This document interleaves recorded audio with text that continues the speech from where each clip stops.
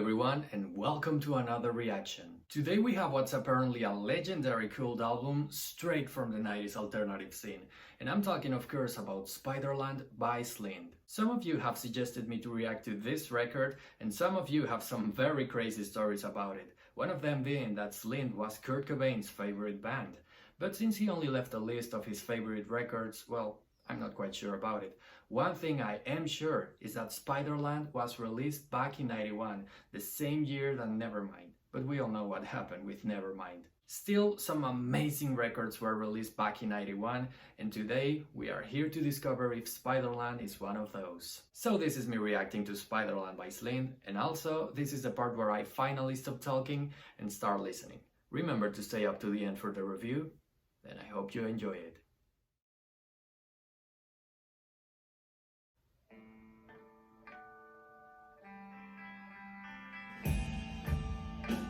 Beautiful harmonics. I stepped out into the midway. I was looking for the pirate ship when I saw this small, wolf-like tentacle. Wow. It was blue and had white lights hanging all around Out of all of the things this could have been, spoken word was the least I expected. She smiled and asked me if I wanted my fortune read. I said okay, and sat down. I thought about it for a minute. Asked her if she'd rather go on a roller coaster instead. I love his storytelling. There's characters already, a lot of ambience, even a carnival atmosphere, and that instrumental. So psychedelic but so cool. Just listen to that.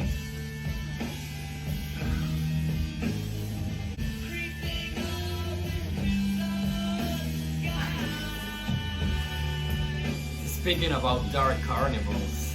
The ticket smile. The last car is ready. Who told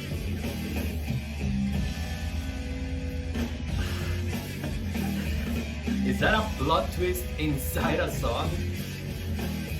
My god. Now that I think about it, it kinda sounds like post-grunge when grunge was still already a thing. But it also has some math, you know? It's like complex, very complex in some levels. Those harmonics in the beginning, they sounded like tapping with two fingers in the guitar.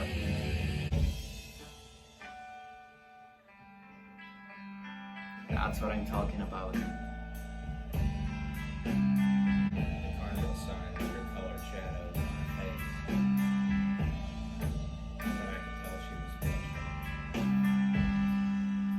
Alright. That instrumental might be heavy at times, but I think what I heard wasn't a plot twist inside the story. I think this was just a boy meets girl story, which was very beautiful, even considering that instrumental.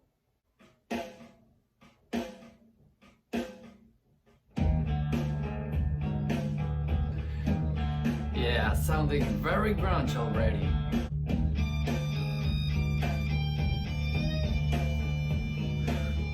What the hell? Are they even still playing in the frets? Because I've never heard such a high-pitched riff. Yes. Yeah, definitely sounds like a vampire is playing this music. Oh. Those polyrhythms.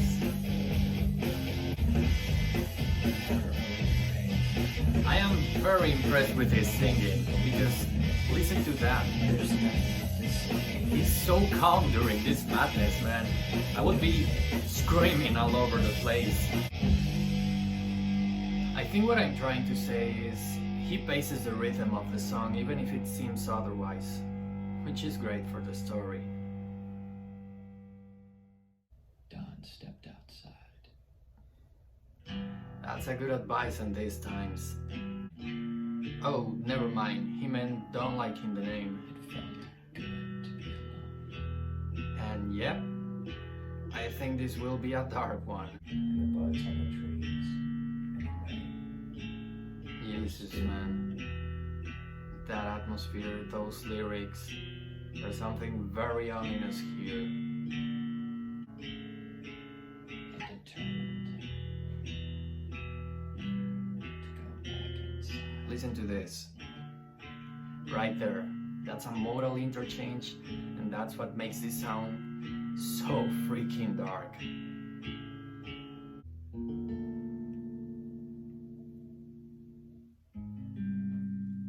They are just using my favorite intervals, man. And they work like a ring to the finger. Now seriously, I have written songs with those same intervals because of how obscure they are. I love this kind of stuff. He hasn't really give that much information about the character, but you know there's something very wrong about it.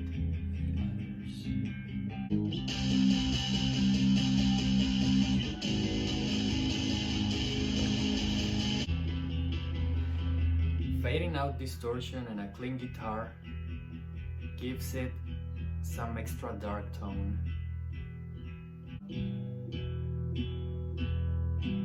This sounds like imminent death, like attending your own funeral without even being a ghost.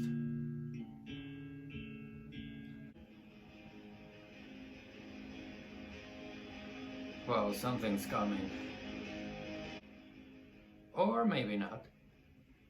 But I think that's my favorite so far. The story never really gave us many details about the characters, but the atmosphere did.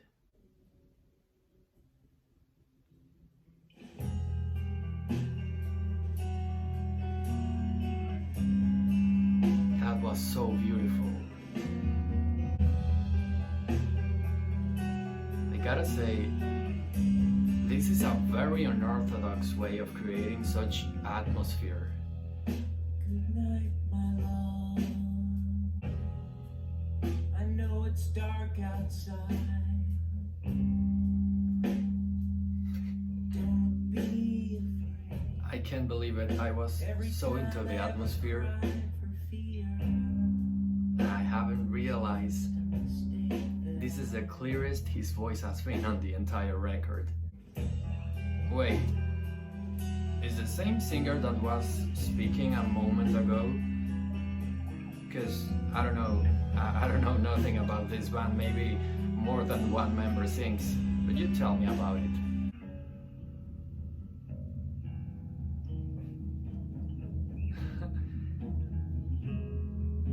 I don't know if things went brighter or extra dark. I mean, it's so ambiguous, that chord progression they are using. Almost like every instrument is trying to harmonize in a different key at the same time. Promise me the sun will rise again. Yeah, definitely think that's a different person singing, because the lyrics are also different. More than a story here, they are painting a picture of somebody leaving his or her loved one.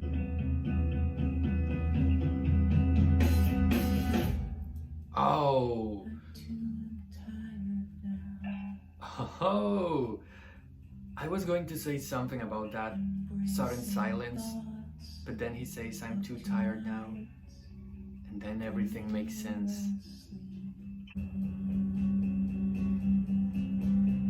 Up to this point, I just can't be sure if there is something coming or they are just teasing. But finally was!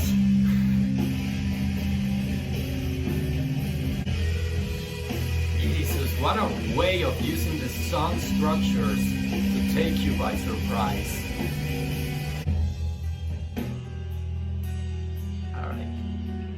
Satisfied with that one.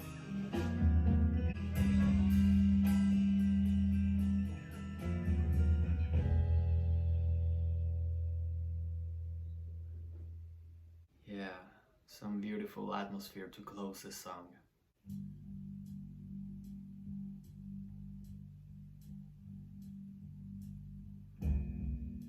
Nah, don't tell me they are also an influence on Deftones. Cause this song alone, that atmosphere, it sounds like half of their discography. You see what I mean? Jesus, man. That guitar and that bass tone are so alike. Sometimes you just can't separate one from the other.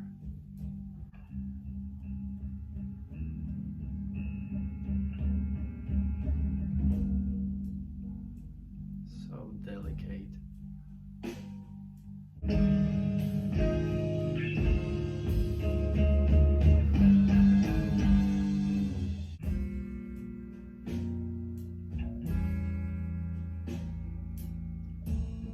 Isn't that pretty jazzy?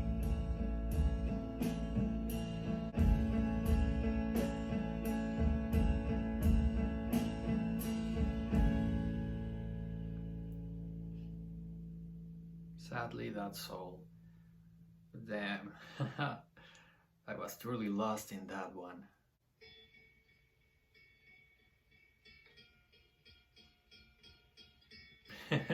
Very unnerving already.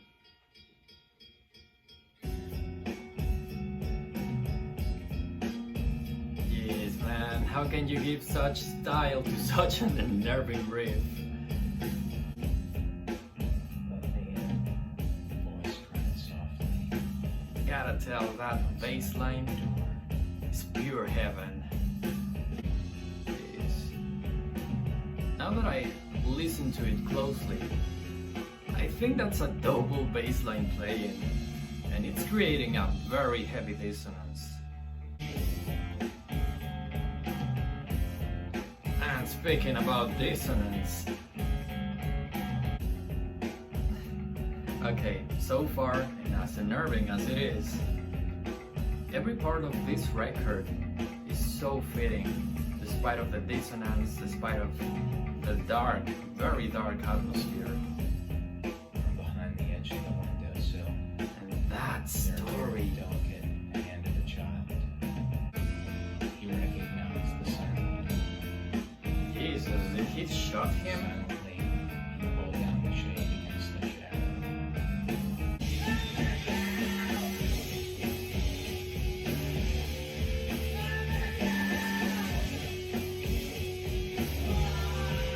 Oh my god, I think this is the first time there's a clear and grungy chord progression on the record. And it's just perfect. It's perfectly placed within the song, within the record.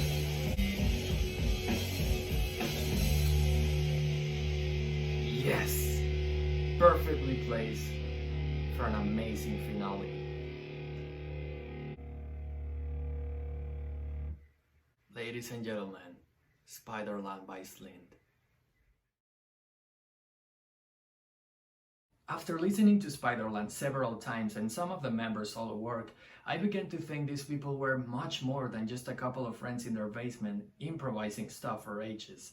But then I watched Breadcrumb Trail, the documentary about Slint, and it became very clear to me. These people were exactly that. A couple of friends in their basement improvising stuff for ages until they came up with actual songs. So how is it they build the legacy they have with just a single record? I mean, I know about Twist, but it's definitely Spiderland that gave them that legacy. Usually, my answer would be because they had spirit and they believed in their music. And of course, they did. But there is something else to add this time to that mix, and that is the level of complexity on this record. By the time they wrote and recorded these songs, they were still basically teens, but they had been into music for so long that they developed an extra sense for both rhythm and melody. I remember hearing they wanted to do something completely different from punk rock back in the 80s, so they started to separate themselves from that scene. And of course, it would have been very easy to fall into shoegaze or another underground indie movement back then. But that was not the case. They created a completely new path of their own where they can express themselves like no other. I mean, you watch the rehearsal tapes and it's surreal. A couple of kids with guitars throwing some of the most unique riffs of the decade, almost like they are rehearsing for a talent show. But nothing further from reality. If something I get from this record is that dissonance can indeed be beautiful in the right hands. There's an amazing sense of tension in Spiderland. Unlike other records where they tense and release, here the band builds a constant tension without the intention of a real resolution. And thanks to that, we can see ourselves floating in a constant, ominous atmosphere. Although we don't really want to resolve or go anywhere concrete, we just want to keep floating. I think the only part that falls a little, and just a little, short for me here are the lyrics. Now, don't get me wrong, I still believe these stories are amazing, even if they are just pictures of mine. What I mean is that the instrumentals are so polished that sometimes make the lyrics sound like an improvisation. And let's not lie to ourselves, most of the time they are. But still, they work flawlessly to evoke this dark ambience along with the songs, even if there is no intention of delivering a clear message behind them. I believe if Slint would have continued as a band, they would have eventually wrote some of the greatest lyrics of their generation. Donna Man, the third track of the record, is the perfect example. The way it says just enough to let your imagination flow is something I'd like to see more songwriters take into the practice. Overall, Spiderland is a trip to a desolated yet mesmerizing landscape. But it happened to me that when I came back from it, I wasn't desolated at all. I was, maybe ironically, relieved. Not because I came back from it, but because I knew this land existed, and it's there for whenever we need to get lost, or just float for a while. And that was my reaction/review of Spiderland by Slint. If you like what you see, don't forget to subscribe, leave a comment, a like, or just stay up to this point. That way you can help me the most. My name is Tony Whitburn, and I'll see you in the next one.